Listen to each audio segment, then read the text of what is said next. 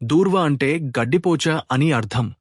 రెండు పోచలున్న దూర్వారాన్ని గణపతికి సమర్పించడం చూస్తుంటాం.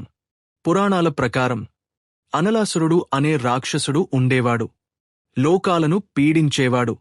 ఆ రాక్షసుడి బాధలు భరించలేక దేవతలంతా వెళ్లి గణపతితో మొరపెట్టుకుంటారు. అప్పుడు వినాయకుడు అనలాసురుణ్ణి అమాంతం మింగేశాడు. అనలం అంటే అగ్ని.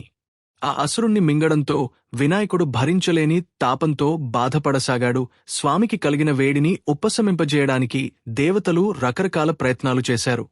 పద్మాలను సమర్పించారు. పుష్పార్చనలు చేశారు. ఏకంగా చంద్రుణ్ణి తీసుకొచ్చి గణపతి శిరస్సుపై ఉంచారు. అయినా గణపతికి వేడి తగ్గలేదు. చివరికి పరమశివుడు గరికను తీసుకుని వినాయకుడి శిరస్సుపై ఉంచాడు. దాంతో గణపయ్య తాపం తగ్గింది. అలా వినాయకుడికి గడ్డిపోచకు లంకె కుదిరింది. గడ్డిపోచను అందరూ తేలిగ్గా తీసుకుంటారు. కాని సృష్టిలో ఏదీ అల్పమైనది కాదని చెబుతూ స్వామి గరికను ఇష్టంగా స్వీకరిస్తాడని కొందరి భావన. అందుకే దూర్వాయుగ్మంతో గణపతిని ఆరాధిస్తే స్వామి ప్రసన్నుడే, శీఘ్ర ఫలితం ఇస్తాడని విశ్వసిస్తారు. వినాయక చవితి వ్రత విధానంలో దూర్వాయుగ్మ పూజ విశేషమైనది. గరికతో వినాయకుని ప్రత్యేకంగా పూజించటమే దూర్వాయుగ్మ పూజ. ఏకవింశతిపత్ర పూజలో భాగంగా వినాయక చవితి వ్రత విధానంలో దూర్వాయుగ్మంతో పూజ తప్పనిసరి. గణనాథుని దశనామాలను స్మరిస్తూ గరికను దేవునికి అర్పించటం ఈ పూజలో భాగం. 100 యజ్ఞాలు ఇవ్వలేని ఫలితాన్ని ఒక్క గరికపోచ ఇస్తుంది. గరికలేని వినాయక పూజ వ్యర్థమని సాక్షాత్తు ఆ గణపతే పేర్కొన్నాడు.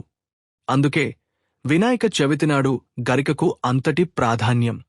గరిక మహిమను తెలిపే కథలు మనకు గణేశ పురాణంలో కనిపిస్తాయి. 100 యజ్ఞాలు ఇవ్వలేని ఫలితాన్ని ఒక్క గరికపోచ ఇస్తుంది. గరికలేని వినాయక పూజ వ్యర్థమని సాక్షాత్తు ఆ గణపతే పేర్కొన్నాడు. అందుకే వినాయక చవితినాడు గరికకు అంతటి ప్రాధాన్యం.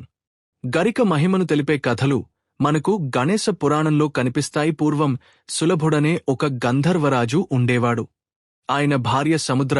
ఒకసారి ఆ దంపతులు పురాణ శ్రవణంలో ఉండగా అక్కడకు మధుసూదనుడనే పేద బ్రాహ్మణుడు వచ్చాడు. అతనిని చూడగానే సులభుడికి పేద, గొప్ప అనే తారతమ్యం గుర్తొచ్చి నవ్వాడు. పేదవాడైన మధుసూదనుడి అహం దెబ్బతినటంతో కోపగించిన అతను గంధర్వరాజును చూసి, రాజా, గర్వాంధుడవైన నీవు పొలం దున్నే ఎద్దుగా జన్మిస్తావు అని శపించాడు. అతని శాపాన్ని విని కోపగించిన గంధర్వరాజు భార్య సముద్ర, దరిద్రుడా, నువ్వు చెత్తాచెదారం తినే గాడిదగా జన్మించు అని మధుసూదనుడికి ప్రతిశాపం ఇచ్చింది. ఆమె శాపానికి ఆగ్రహోదగ్రుడైన మధుసూదనుడు ఆమెను చండాలురాలివి కమ్ము అని శపించాడు. ఆ విధంగా శాపగ్రస్తులైన ఆ ముగ్గురు శాపకారణాన శరీరాలను త్యజించారు. చండాలినిగా మారిన సముద్ర దిక్కుతోచక అటు ఇటు తిరుగుతూ గణపతి ఆలయాన్ని చూసింది. ఆ రోజు చతుర్థి. గుడిలో గణేశారాధన జరుగుతోంది. బయట కుండపోతగా వర్షం కురుస్తోంది. వానకు తట్టుకోలేని చండాలిని ఇళ్లవైపుకు పోగా అక్కడివాళ్లు ఆమెను తరిమారు. వేరే గత్యంతరంలేని ఆమె గణేశాలయ ప్రాకారం కిందకు వచ్చి గడ్డీగాదం పోగుచేసి మంటవేసి చలి కాచుకోసాగింది. ఇంతలో శాపానికి గురైన ఎద్దు, గాడిదలు కూడా పరిగెత్తుకుంటూ వచ్చి ఆమె పోగుచేసిన గడ్డిని తినసాగాయి.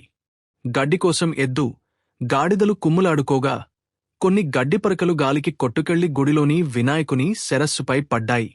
ఇంతలో చండాలిని తన చేతిలోని దుడ్డుకర్రతో వాటిని బాదసాగింది. అవి రెండు పరుగెత్తుకుంటూ గుడిలోకి ప్రవేశించి అక్కడున్న ఖాద్య వస్తువులన్నిటినీ తినసాగాయి. గడ్డికోసం ఎద్దు, గాడిదలు కుమ్ములాడుకోగా కొన్ని గడ్డిపరకలు గాలికి కొట్టుకెళ్లి గుడిలోని వినాయకుని శిరస్సుపై పడ్డాయి. ఇంతలో చండాలిని తన చేతిలోని దుడ్డుకర్రతో వాటిని బాదసాగింది. అవి రెండు పరుగెత్తుకుంటూ గుడిలోకి ప్రవేశించి అక్కడున్న ఖాద్య వస్తువులన్నిటినీ తినసాగాయి. అక్కడున్న పూజారులు వాటిని తరమసాగారు. ఈ కలకలం చెవినబడ్డ చండాలిని ఏమిటన్నట్టుగా ఆలయంలోకి ప్రవేశించింది. అప్పుడామె చేతిలోని గడ్డిపోచలు వినాయకుని తలపై పడ్డాయి. అటుగా వచ్చిన భక్తులు ఆమెను అక్కడినుంచి తరిమి తలుపులు మూసేశారు. అలా బయటపడిన ఆ 3 జీవుల పరిస్థితి దుర్భరంగా మారింది. అయితే తెలియకవారు వినాయకునికి సమర్పించిన గడ్డిపోచలు తన శిరస్సును అలంకరించినందుకు సంతసించిన గణపతి వారిని కరుణించాడు. వెంటనే గణపతి భృత్యులు విమానంలో దిగివచ్చి వారు ముగ్గురినీ ఉత్తమ లోకాలకు తీసుకువెళ్లసాగారు. ఆ వింత దృశ్యం చూసిన ఋషులు చేతులు జోడించి, ఓ దేవతలారా! వీరికి ఎలా శాశ్వత గతులు లభించాయి? ఈ జీవులు పూజలు పునస్కారాలు చేసినవారు కారే. ఇందుకు ఏదైనా సులభోపాయముంటే సెలవివ్వగలరు అంటూ వినమ్రంగా ప్రశ్నించారు. వారి ప్రశ్నలను ఆలకించిన గణేశ దూతలు గరిక మహిమను తెలియచేసే ఇంద్ర నారద సంవాదంలోని ఆసక్తికరమైన కథను ఇలా వివరించారు. పూర్వం స్థావరం అనే పట్టణంలో కౌండిన్యుడు అనే ముని పరమ గణేశ భక్తుడు. ఆయన భార్య ఆశ్రమ. ఆమె ఒకరోజు తన భర్తను, స్వామీ, మీరు గణపతి విగ్రహం శిరస్సు మీద గరిక పెట్టి పూజించటంలో ఆంతర్యమేమిటి అని ప్రశ్నించింది. అందుకు కౌండిన్యుడు ఈ విధంగా చెప్పాడు. పూర్వం ధర్మ అనే నగరంలో జరిగిన ఒక మహోత్సవానికి సిద్ధులు, చారులు, యక్షులు, నాగులు, మునులు అంతా విచ్చేశారు. అక్కడ తిలోత్తమ నాట్యమాడుతుండగా ఆమె ధరించిన పైవస్త్రం జారి కిందపడింది. అప్పుడు ఆ సభలో ఉన్న యముడు ఆమెను చూసి మదన తాపానికి గురే ఆమెను కోగిలించుకునేందుకు ప్రయత్నించాడు. ఆయన అలా ప్రవర్తించటం సభా గౌరవానికి భంగం అని అందరూ భావించటంతో ఆ విషయాన్ని గ్రహించిన యముడు సభ నుంచి బయటకు వచ్చాడు. అలా వచ్చిన యముని రేతస్సు స్ఫలితమే భూమిపై పడింది. ఆ రేతస్సు నుంచి వికృతాకారుడైన రాక్షసుడు ఉద్భవించాడు. ఆ రాక్షసుడి జటలు ఖగోళాన్ని ఆక్రమించినట్లుగా ఉన్నాయి. రాక్షసుడు పెద్ద పెద్ద అరుపులతో అందరినీ భయపెట్టసాగాడు. అప్పుడు దేవతలు, ఋషులు విష్ణుమూర్తి వద్దకు వెళ్లి శరణు వేడగా ఆయన వారిని గణపతి వద్దకు వెళ్లమని సూచించాడు. దాంతో వారందరూ గణపతి వద్దకు వెళ్లి వివిధ స్తోత్రాలు చేశారు. అప్పుడు పద్మం వంటి నేత్రాలతో, కోటి సూర్యుల తేజస్సుతో, మల్లెపువ్వుల కంటే తెల్లనైన పలువరుసతో, శంఖం వంటి కంఠంతో, నానాలంకారాలతో దివ్యాంబరాలను ధరించి రత్నసింహాసనంపై కూర్చుని దేవతలకు బాలగణపతిగా దర్శనమిచ్చాడు. దేవతల కోరిక మేరకు బాలగణపతి ఆ అనలాసురుడనే రాక్షసుడిని చంపనిశ్చయిస్తాడు. బాలగణపతిని చూసిన అనలాసురుడు కాలాగ్నిలా మండిపడుతూ ముందుకురాగా తన యోగమాయ బలంతో అనలాసురుడిని మింగుతాడు. కాని అనలాసురుడు కడుపులోకి వెళితే తన కడుపులో ఉన్న భువనాలు దగ్ధమవుతాయని తలచిన స్వామి ఆ రాక్షసుడిని తన కంఠంలోనే నిలుపుకున్నాడు. ఆ తాపాన్ని ఉపశమింపచేయటానికి ఇంద్రుడు చంద్రకళను గణపతికి ప్రసాదించాడు. అప్పటినుంచి స్వామివారు ఫాలచంద్రుడయ్యాడు. బ్రహ్మదేవుడు సిద్ధి, బుద్ధి అనే మానవకన్యలను సృష్టించి స్వామికి ప్రసాదించాడు. వారిని ఆలింగనం చేసుకోవటం వల్ల స్వామివారి తాపం కొంతమేరకు శాంతించింది.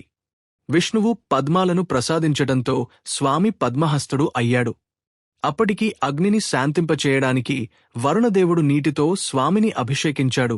పరమేశ్వరుడు ఆదిశేషుడిని ప్రసాదించాడు. దానితో స్వామివారి ఉదరం బంధింపబడటం వల్ల ఆయనకు వ్యాళబద్ధుడనే పేరు వచ్చింది. అప్పటికీ తాపం శాంతించలేదు. అప్పుడు 80,000 మంది ఋషులు వచ్చి ఒక్కొక్కరు 21 దుర్వాంకురాలు ప్రసాదించటంతో స్వామివారి తాపం పూర్తిగా ఉపశమించింది. అప్పటినుంచి గణపతి పూజలో గరికకు విశిష్ట స్థానం దక్కింది.